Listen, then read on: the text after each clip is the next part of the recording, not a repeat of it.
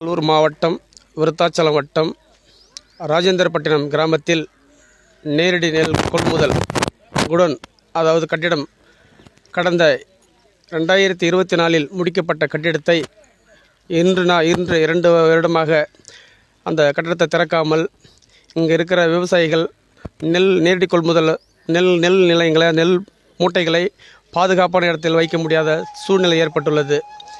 இந்த நிலையை இன்று புரட்சி பாரதம் கட்சி சார்பில் அந்த மக்களை சென்றடைந்து அங்கே ஆய்வு பண்ணி கேட்கும்பொழுது எங்களுக்கு இந்த கட்டடத்தை உடனடியாக திறந்து வைக்க வேண்டும், அந்த கட்டடத்துக்கு போக்குவரத்துக்கு வழி மண் பாலம் அமைத்து தர வேண்டும் என்று பிரதான இந்த மக்கள் கோரிக்கை வச்சிருக்கிறாங்க. இந்த கோரிக்கையை இந்த மாவட்ட நிர்வாகத்துக்கும் இந்த துறை சார்ந்த அதிகாரிகளுக்கும் நாங்கள் பணிவான வேண்டுகோள் என்னவென்றால், இந்த நிலையை மாற்றி உடனடியாக இதுக்குள்ள நிதியை ஒதுக்கி உடனடியாக பாலம் கட்டி லாரிகள் சென்று வருவதற்கு தகுந்த ஏற்பாடுகள் செய்ய வேண்டும். இதை உடனடியாக தமிழக அரசு மாவட்ட நிர்வாகம் உடனடியாக கண்டுகொள்ள வேண்டும்.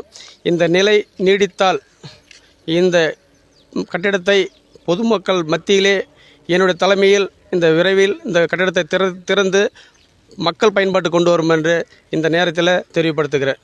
வணக்கம்.